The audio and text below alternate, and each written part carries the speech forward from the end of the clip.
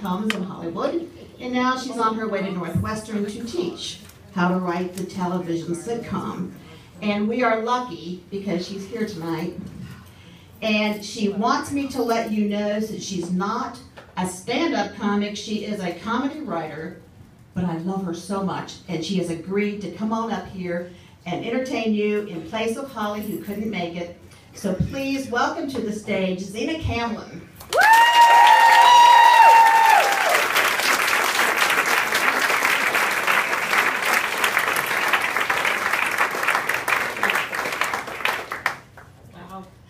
Hello everybody, my name is Zina. Hi. And I always get, oh my god, you mean like the warrior princess? Oh yeah, but I'm not an 8-foot white woman with a sword. Sorry.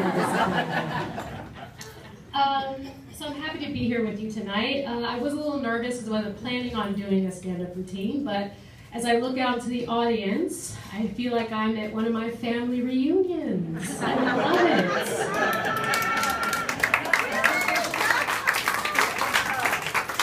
No, seriously, my parents were white liberal hippies who adopted me when I was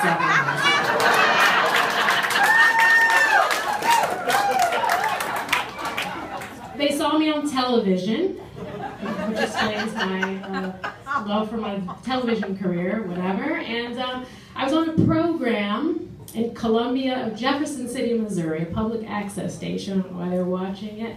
My mom was making homemade yogurt. My dad was listening to Cat Stevens. I turned on the television, there I was. There was a news special about children who are hard to place in homes. To my right was a child with a gigantic head. And to my left was a young lady who was drooling and trying to eat the carpet. And here I was sucking my thumb thinking, what the fuck am I doing here? They fell in love with me immediately and brought me home. So my parents they were white parents, but they were very determined to keep me in touch with my blackness. I had all black dolls, which was great. It was a cornrow their hair, with beads and rubber bands in there, grease their scalps, etc. Multi-shoe. I had books that were all African and black themed, how to count to 10 in Swahili. Mojo means one, just in case anyone's interested. I remember that. But I had a book called Colors All Around Me, which was a little bit confusing, where it talked about the different shades of being a black person. You know, Victor's pink like bubblegum. Sandra's black like licorice. Wally's tan like peanut butter. And so my parents look at me and say, what color? What do you think? You know, I guess I'm peanut butter. So I got really confused in junior high when I had to like check the box for race and I'm looking for peanut butter. Where's peanut butter? I guess. But in junior high, I got really, really pro-black, you know, like really. I had those African medallions that I was really proud of. They were made of leather and they had like the continent of Africa on them.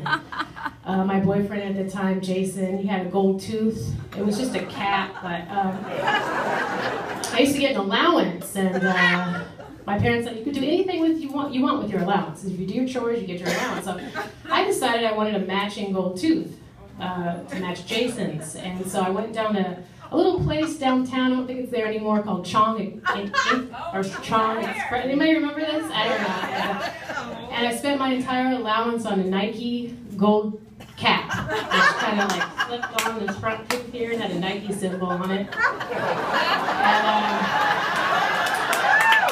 I got the MC Light haircut, you know, perm with MC Light. Anybody here know you can cha-cha-cha to this Mardi Gras. I'm the dopest female that you heard thus far. And I do get wetter. My voice gets better. Anybody? That crowd. So I got the gold tooth and I was sporting that for a while. And then, you know, Jason and I broke up. So, you know, whatever. My best friend Alicia was like, can I have it? And I was like, I mean, I guess if you just brush it off. Some toothpaste, Listerine, should be fine. So I gave it to her as a hand-me-down too, and she seemed to enjoy that, so she took that. Yeah. So currently, before I start, so I was writing on a sitcom, you know, in LA, and sold a couple of shows to NBC and Warner Brothers, and I'm on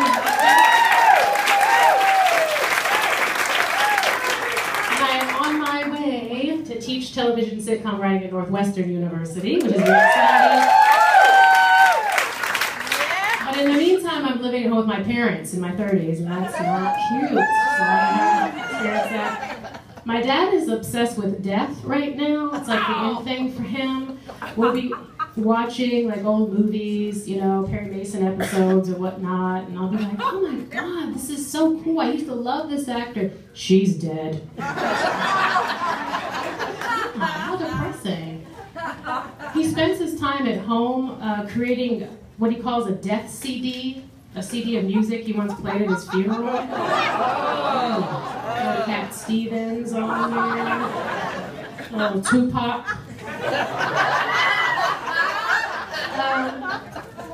I'll leave you with this. My favorite, when I come home to Cincinnati, my favorite thing to get is Grater's ice cream. I absolutely love it. There's no ice cream like it anywhere else in this country. I love it. But the thing is that because I'm in my 30s now, you know, I'm trying to watch the weight just a little bit, you know. And so I come in there and I order an ice cream cone, and I just ask him, hi, I'm just wondering if could I get a double chocolate chip, but just kind of half a scoop. Like, not like the whole ginormous scoop that you normally, you know, put on top of a cone. And they look like I personally insulted them. Oh my God, you want to help? You don't skip?